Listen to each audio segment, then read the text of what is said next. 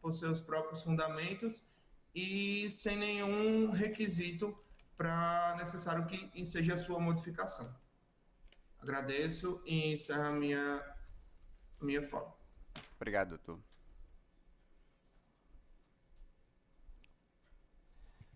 Muito Doutor bom Renato, dia. bom dia. Muito bom dia, desembargador Ivanês, desembargador Vigílio, desembargador Maria de Lourdes, desembargador Zeneide, servidores, procurador, colegas advogados e todos que nos assistem agora pela internet.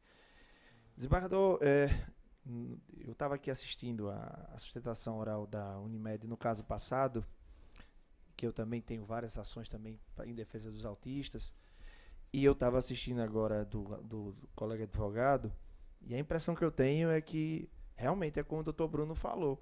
Eu acho que eles fazem um roteiro escrito assim para o advogado fazer a sustentação e dizer assim, ó, tá aqui, ó, o roteiro é esse, o processo é esse, vocês vão lá e sustentam. Porque o que o advogado está dizendo claramente é de um advogado que não atuou no processo. O processo tem várias coisas que não são de acordo com o que ele está dizendo e parece que ele fala isso de uma forma tão natural que a impressão que eu vejo é que ele não participou. Simplesmente ele não participou. Vamos lá. O que nós temos aqui é um caso onde um médico, naquelas diversas ações que a gente tem de ingresso, inclusive nós tivemos agora um IRDR que fixou a tese pelo direito dos médicos de ingressarem na cooperativa, é um direito de qualquer profissional. Está previsto na Lei 5764, artigo 4º, inciso 1º e artigo 29, que é o livre ingresso, né, de qualquer profissional entrar numa cooperativa de trabalho. Aí, nesse caso, o médico entrou com ação em 2020, final de 2020, para ortopedia, e ele era residente, estava terminando a residência em cirurgia de mão, que é uma especialidade que a própria cooperativa queria que ele entrasse, porque há uma demanda muito grande por cirurgia de mão. Cirurgia de mão não é uma subespecialidade, é uma especialidade. E aí, quando ele terminou, quando ele concluiu a especialidade, aí o médico traz isso como se fosse uma má-fé nossa. Não, ele estava concluindo a especialidade dele de cirurgia de mão. Quando ele concluiu a especialidade dele de cirurgia de mão, nós fizemos um pedido incidental no processo para que ele tivesse o nome dele incluído no rol de cooperados como cirurgião de mão. Porque o cidadão que vai buscar por um médico no plano de saúde, ele entra lá no sistema da Unimed ou em qualquer outro plano, e ele vai procurar quem são os médicos credenciados que podem fazer a cirurgia nele. Então a gente pediu isso. Isso foi em fevereiro de 2022. Quando a gente pediu isso, a gente não teve o cumprimento. A juíza determinou essa inclusão. Nós peticionamos de novo, a juíza mandou cumprir. Peticionamos de novo várias vezes. E somente no... Deixa eu ver aqui quando foi. Acho que foi em... Somente em setembro de 2022, ou seja, desde janeiro que a gente vinha pedindo. Setembro de 22, a juíza disse assim, fixo R$1.000 por dia para cada dia que não der cumprimento. Quando ela fixou a multa, que a Unimed veio dizer que tinha cumprido, ela reduziu de 1.000 para R$500 por dia. Ela mesma fez essa redução. Ela tinha arbitrado R$1.000 por dia e ela mesma fixou em R$500 por dia. Ela fez a redução. Ok.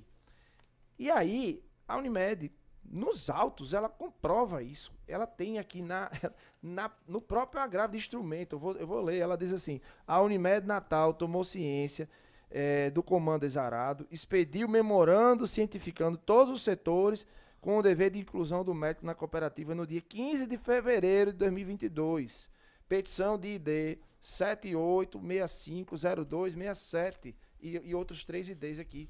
Comprovam, dizia ela, né, no agravo, que cumpriu com ônus nos termos da decisão do juiz de primeiro grau.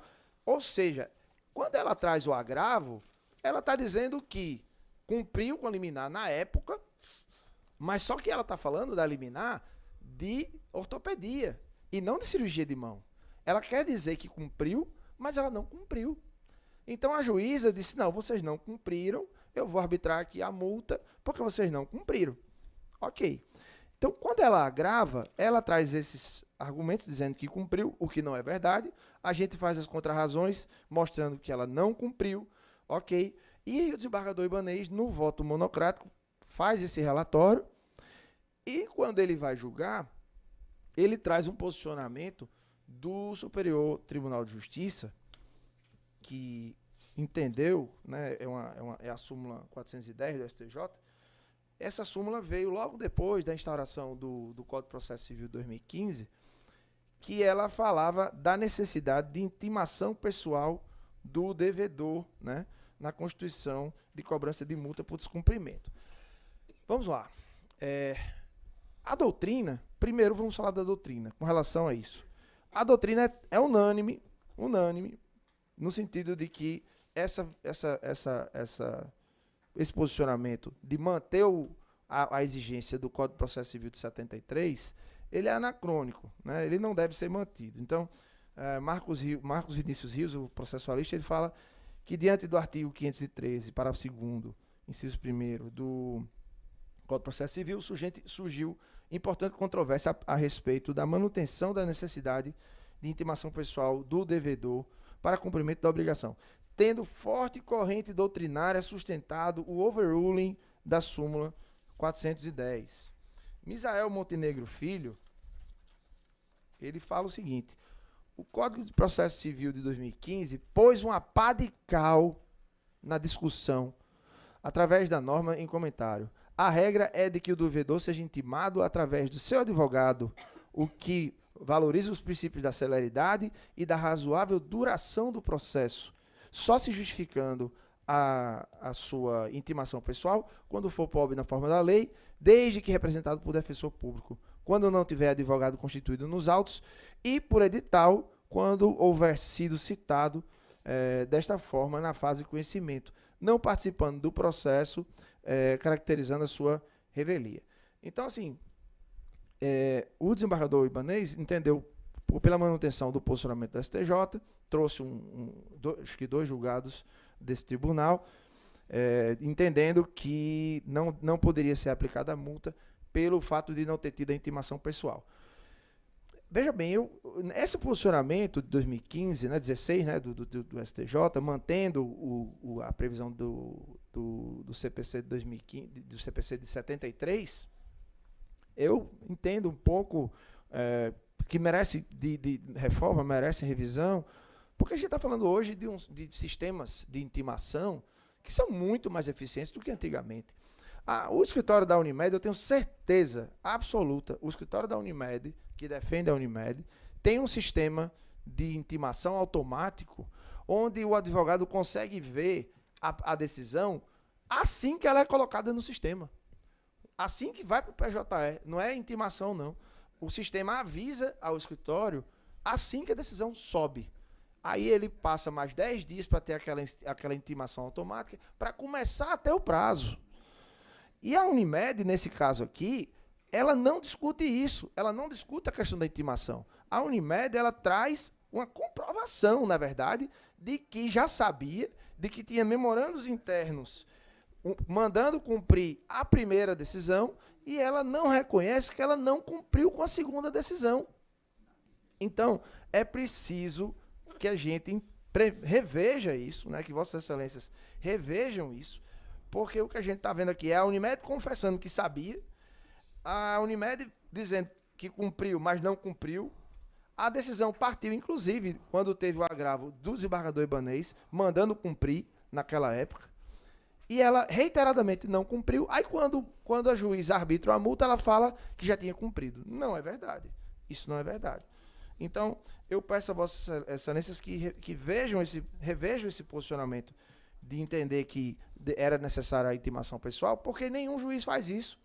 O juiz, ele manda intimar o advogado. O sistema é eletrônico, PJE. Quando o juiz manda a Unimed cumprir alguma coisa, ele não vai mandar uma intimação pessoal para a Unimed. Ele manda intimação para o advogado. E, como eu falei, o advogado já sabe assim que a decisão sobe para o sistema.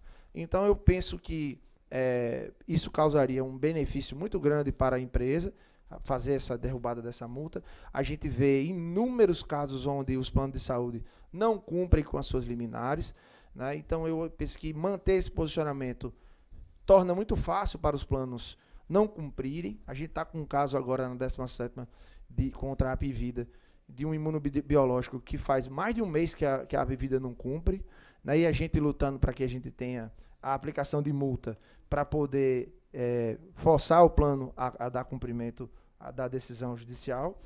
E o que eu tive notícia agora pela manhã, não tive nem como ver o teor, eu tive notícia de que esse processo foi sentenciado. Então, assim, primeiro eu peço a reforma, né, do julgamento, e se for o caso de ter tido realmente a sentença, que seja, então, não seja dado conhecimento, já que a decisão de sentença é cognição exauriente, deve prevalecer da cognição de urgência. Esses são os meus pedidos, por isso, muito obrigado. Bom dia.